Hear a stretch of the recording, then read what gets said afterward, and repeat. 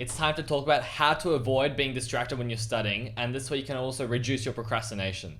First of all, you'll find that if you actually enjoy what you're studying, you'll get distracted much less often. Think about it. You probably don't get distracted as much watching Netflix as you do when you're doing maths. So if you still have a choice on either what you're studying, what higher level and standard level subjects you're doing, or what you're going to do for your E's and IAs, just keep this in mind. Let's talk about your phone.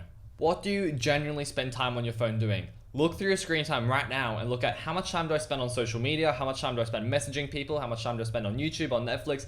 How much of your day do you actually spend on your phone, and how much of this could you get rid of? For example, instead of spending time on TikTok, you could be spending time relaxing, sleeping, or hanging out with friends. So I see this as a complete waste of time because you could be spending time doing much more meaningful activities. Yes, what going on TikTok and being with friends both help you relax. Time that you're spending on social media or on apps that you really don't need could just be times that you're spending relaxing or sleeping and getting rest. So make sure that you keep this in mind every time that you open your phone. Speaking of, if you don't want to delete your social media apps, at least put them on the last page of your homepage. That way, to get to them on your phone, you have to put in some sort of effort to actually get them instead of having them on your front page. This might sound meaningless, but I've actually tried it out and it's somewhat useful. Next point is, put your phone outside of your room. No question, no negotiation, your phone should never be in your room when you're studying. I found that if I'm going to procrastinate, I'm going to have to do it outside of my room because this space that I call my study zone is really just a sanctuary for study. It's no procrastination, no wasting time. It's just studying and sleeping.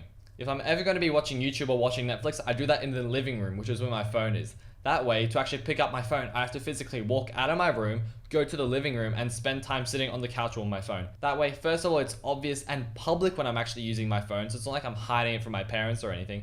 And secondly, because it is public, I want to procrastinate less often because if they see me procrastinating, they're more likely to mention, hey, why aren't you studying? Get back to studying. So putting your phone outside of your room is key, and I kid you not, I did this for my whole diploma. There wasn't one time where I put my phone inside my room when I was studying, and even when I'm not studying. Just get into a habit of not putting your phone inside of your room. And preferably put it on the other end of the house where you live in, because that way you have to make a conscious effort to actually walk up and get your phone. Some of you might think that I'm crazy after mentioning this one, but putting your phone in grayscale I found is actually incredibly useful to reducing your screen time. First of all of the social media apps are brightly colored, so immediately you want to open them straight away. Secondly, notifications are often in red, so whenever you see a bright color, you often want to click it. But as soon as you put it in grayscale, suddenly your phone becomes dull and boring. Instead, it's all gray, black, and white, and you really don't know where to click. And instead of clicking on the app that might be the most colorful or that has a red icon next to it for a notification, instead you have to actually be purposeful in every single click and where you're going on your phone. Sounds strange, but also if you're scrolling through Instagram in grayscale, all the photos suddenly appear much less satisfying and much less interesting than when they're colorful. So have a go putting on grayscale. It's not going to change everything overnight. Try it out for at least a week and then you can go back if you really have to, but I strongly suggest it. I did this for 4 months straight and I found it super useful.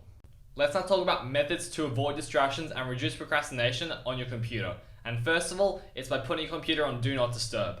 It's super simple, but I was surprised by how many people didn't do this. Because as soon as you see one text from a group chat, then suddenly everyone's going to be spamming the group chat and for the next 30 minutes you'll be off topic, even though you might have been in the zone right before that message. So make sure you put it on Do Not Disturb and only check your text outside of your room. As I said before, if you're going to procrastinate, do it outside of your room in a public space. Never do it in your room.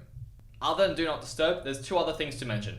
First of all, it's putting ad block on your computer, and secondly, it's putting website block on your computer. What the ad blocker does is that whenever you're scrolling through SpanishDict or through Khan Academy or whatever website you're using to study, it means that you're not going to be distracted by whatever ads pop up on screen. Because I kid you not, there's been times where I've seen ads and then I've spent the next hour and a half researching into it, looking into the product and seeing whether I should buy it or not. It was a complete waste of time and it could have all been solved easily just by putting an ad blocker. And secondly, I also put a website blocker. This is incredibly simple and I did this during my exams. Whenever I would procrastinate, I would go straight onto YouTube. So what I did is that whenever I clicked on YouTube, then I would actually be redirected to a website page that was an article on students who got 45. So that way I went from going to procrastination to being reminded of, oh, wait a second, this is what I'm going for, this is what I'm aiming for, let's get back to work. Again, yes, if you really wanted to, you could just turn it off and go back onto YouTube. Yes, it's a pain, yes, it didn't work 24/7, but it worked the majority of the time, and it was actually quite useful. So I'd strongly recommend putting an ad blocker, a website blocker, and putting your computer on Do Not Disturb. Another incredibly effective method of avoiding distractions is using the Pomodoro technique, and all it is 25 minutes of study followed by 5 minutes of rest. I only encountered this a couple months before my final exams, and I actually found it to work really well. Of course, you don't have to follow it to a T and make it exactly work with your schedule. If you've been working for 25 minutes and you feel like you can still keep going, go for it. But again, you want to make sure you stop before you get tired. That's a whole goal. The moment that you get tired whilst you're studying, then you'll end up procrastinating because you're too tired to get back into studying. Instead, you want to stop right before you start getting tired. Hence why 25 minutes works well. So it's 25 minutes of working and then 5 minutes of break. And now during these 5 minutes, do not go on your phone, do not waste time, do not procrastinate. It's just 5 minutes of break, 5 minutes of bliss. During these 5 minutes, I always did the exact same thing. Refilled my water bottle and just sat outside for 5 minutes, nothing else. Otherwise, the moment you get onto your phone, scroll through social media, immediately 15 minutes gone and wasted. Instead, if you just sit outside, it's kind of like meditating, but also not because you're just sitting there. But I found it really useful because just 5 minutes of bliss and then you can get straight back into work.